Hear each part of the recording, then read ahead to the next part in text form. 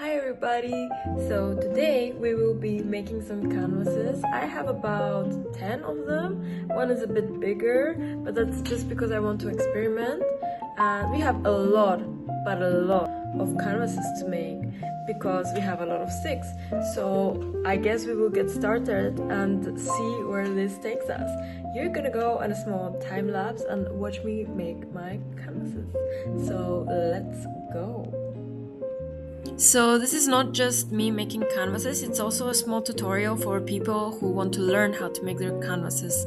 So depending on your store or your art store, you will find sticks to make a canvas, and that's what I actually do. So I buy my sticks pre-made because I do not have the tools to make my own sticks. But if you do, then go ahead. But this is what I have available to me right now.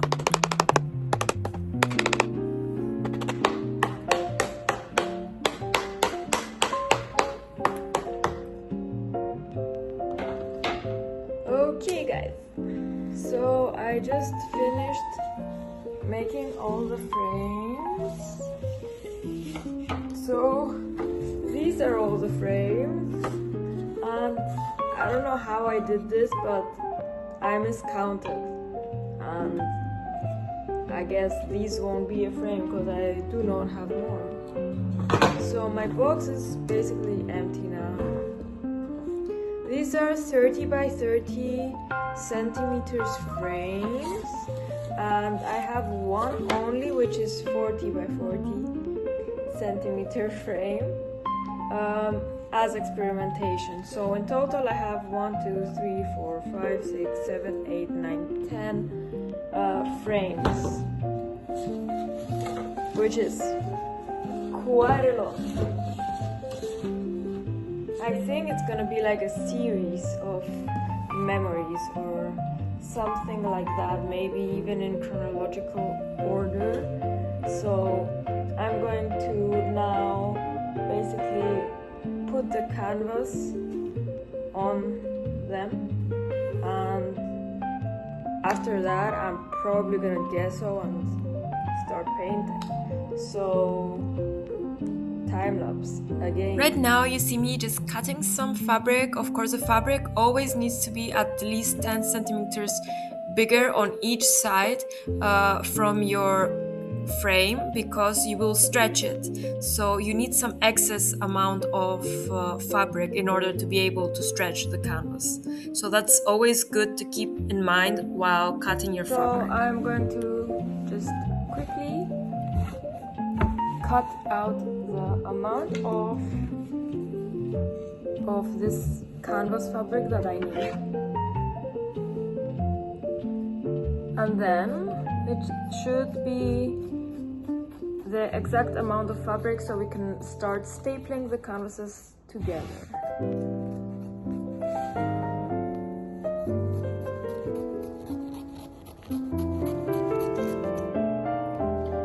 Here are all my frames with their own little like canvas piece. Now we're gonna start stapling, and I have a few things to tell you and explain to you about the stapling process and stretching process. First of all, when you buy a canvas, you should buy the one that is without gesso.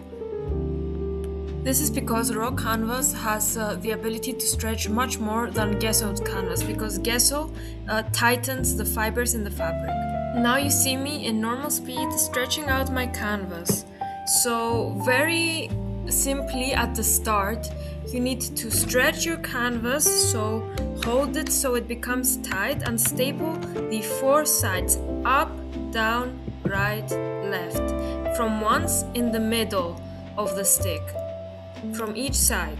So once you do that, you can then start on each side stapling the canvas and pushing it towards you and upwards in order to be able to make the canvas stretch at the front, and you are stapling the back always of the canvas. Also, for now, you should ignore the sides of the canvas. We do not staple them, we do not do anything with them till the complete end of making our canvas. We just focus on getting all the staples in on the straight part of the canvas, not the sides where the two sticks meet.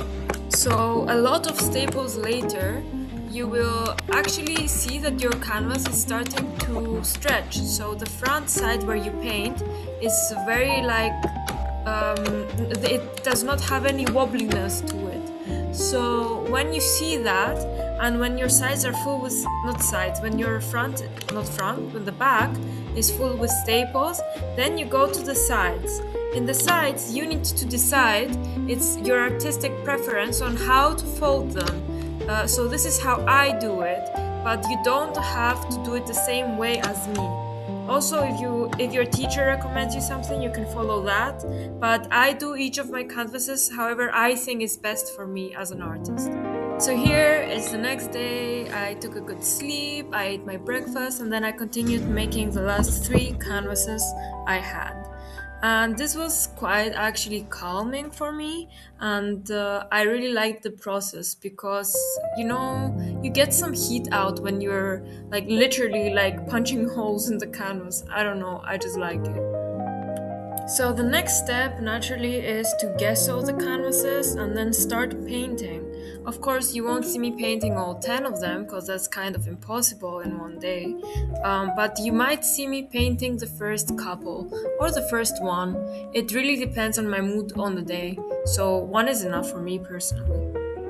The next day came and I decided to gesso all the canvases and start my project.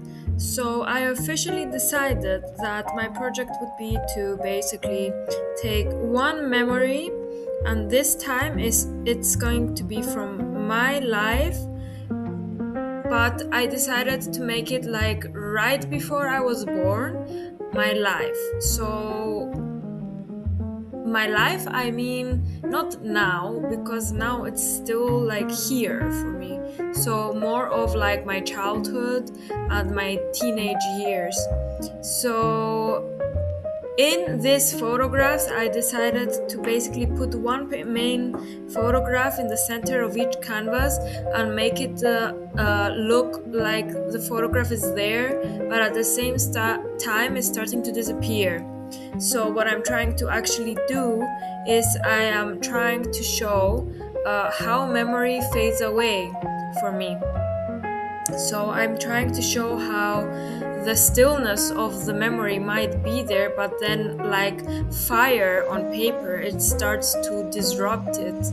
And disrupting a memory can be very haunting in a way that I was born and I was a baby, but at the same time I'm not sure if I remember my memories because I remember them or because people made me remember them. And by that I mean, is it really that I remember the moment, or because of stories and photographs that I have seen, then it's been implanted in my brain that I do remember this in this way? Because if I'm actually thinking about it, I don't think I remember some of these moments. Like it's very like special because like I was there, but I have no recollection of the moment, and that just makes me feel kind of awkward. It makes me feel weird. It makes me feel like, was I really there? Like, I don't remember this, so how was I there? And like that, like it kind of haunts me, but at the same time it amazes me, and I'm not sure if I like it or hate it, because I have a love-hate relationship with my art. Not only because of this, but also because like people change, and like I remember a version of somebody of who they used to be back then, and now they've changed, and is that person still there? Or I mean, they are still there, of course, but then they're a complete different person, different personality. So it's like I also changed. I'm not saying only for other people, but it's something that really, in a way, triggers me. Like it makes me feel weird inside of me. Also, the other thing for me is that, for example, with my grandmother, she has passed away for a long time now. But the thing is, because I saw her at her worst, that picture is stuck in my head. And it's very, very weird because like I see pictures of her healthy and beautiful. Honestly, my grandma was a beautiful woman, and then I remember her like very thin and like very disoriented. So like in my paintings she comes out disoriented or distorted, and that's kind of weird for me. It's kind of awkward also. Like the memory of her has stayed at that specific moment in time, and now she's not here, so I cannot make new memories of her, and that is kind of creepy for me. And honestly, I love memories. Like they're very special, and the way they disappear is very special, but it's kind of like a cloud in my head, and it's there and it's painted, and then the cloud starts to like completely like rain down. Like it starts like dissolving, almost like water, like paint dissolves in water, like that. Like it's very confusing for me. And this is like the general struggle I've been dealing with since my childhood ended and since I've entered adulthood, and I'm just trying to figure out what memories are for me, and is there a meaning in keeping so many memories in photographs, or is it just making me feel in pain because I keep on looking back at them and having this lump of like tightness in my chest that, oh my god, these memories pass and I'm never gonna get them back, I'm never gonna get my people back. Like is there like a point in reminiscing? I'm just like asking myself these questions, but I decided to share this with you because this is what these paintings are about. I'm really trying to get into the process of showing you how they fade inside my head. So in order for me to be able to show you this and you not being like, oh, what is this? It's so abstract, I don't get anything, you know? Because it does happen sometimes, even for me, and I understand that some people cannot understand abstract paintings, and that's fine. So like I just want to share with the world what this art is, so maybe you can have a bit of a better understanding. But also like I'm still in the process, so I'm still finding out for myself where this project is leading me. The only thing I know is that in my head also I envision an exhibition with them all on one wall together, and the one that is 30 by 40 centimeters will be in the middle, and that will be the most distorted out of all memories, and you will be only able to see like all the memories together, but an eye from one person or a mouth from the other or a smile or, you know, this like little details of each person.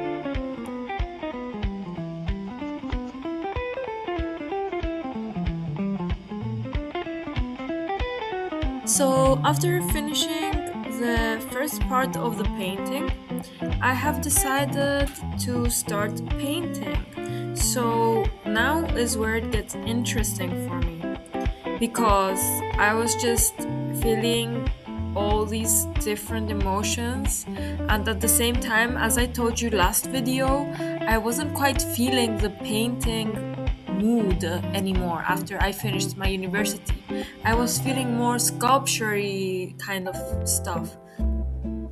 So I was like, okay, we need to get over this stage, because like I'm a painter and I'm not gonna stop painting. So we need to just start and see where we go. Art block is not a thing unless you make it a thing.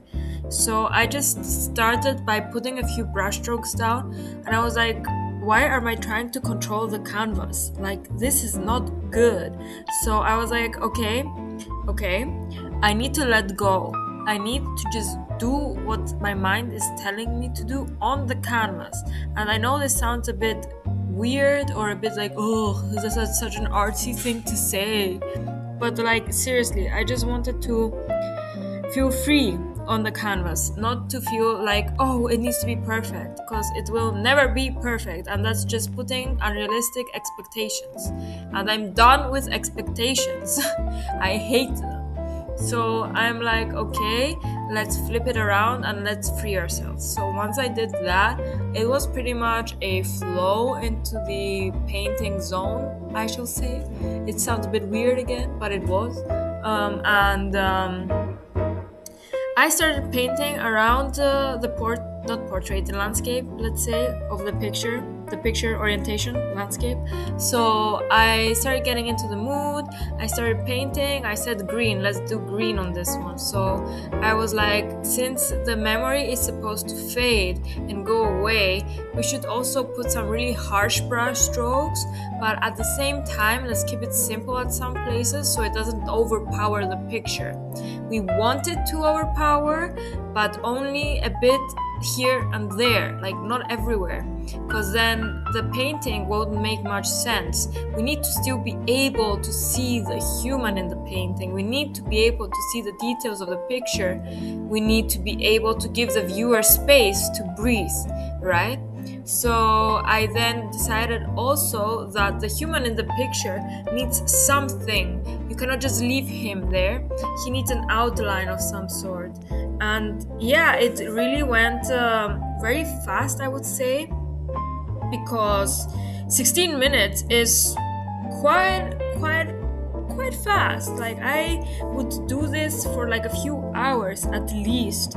And I was like, since we started with the first picture and the first picture came out nice, we should just continue on and on and on with the rest of the paintings, because I would not usually get in this type of flow. I would do one and then I would feel like extreme exhaustion and just stop, because what happens is when I paint, I don't only paint, I also think and think and think and overthink until everything is out, and then I feel calm again, and then I go by my daily life. So for today, it was a bit chaotic, like also in my head, but also in general. So I decided to just stick with something. So if I stick with painting, I won't stress as much because I'm actively doing something. And when I am actively doing something, I don't have time to stress. And that's how it usually works for me. So when I start stressing, it means that I need to do something. I need to get up, I need to get out of the couch, out of the mindset, out of the oh my god, what's gonna happen now type of thing, and just continue to do something. It might be reading a book, it might be making a painting, it might be watering my plants. Small gesture still works, but something. And this was painting for me today. So I was very happy with what I had made. By the way, I'm really sorry for the first video and how the camera angle was and how it wasn't focusing. So this video, I changed my angle, so it will focus, thank God. And now we're going on to the second painting. And I was like, okay, let's continue the picture out of its original frame. So let's paint the hand a bit. Let's make the table show. And let's like work on it like this to see where that leads us onto. So it's disappearing, but at the same time, we're continuing the image on the canvas itself by painting instead of transferring. So I tried that a bit. I tried to make the hand look nice, adding some skin color, skin tones to show that this is a more fresh memory, to show that this is like relatively fresh, like there's a bit of color. I don't usually have color in my memories. They're usually in black and white. Sometimes I see a bit green and some red, but nothing else really. So when a memory has color for me, it means that it's definitely just happened. So I can remember everything clearly. So that's why I'm adding a bit of color, and it's extremely faded away, so you can guess what that means. And I wanted to make it more watery and also bold at the same time. So this was the idea for this part of the painting. Now I will just let you watch me paint and listen to some nice music.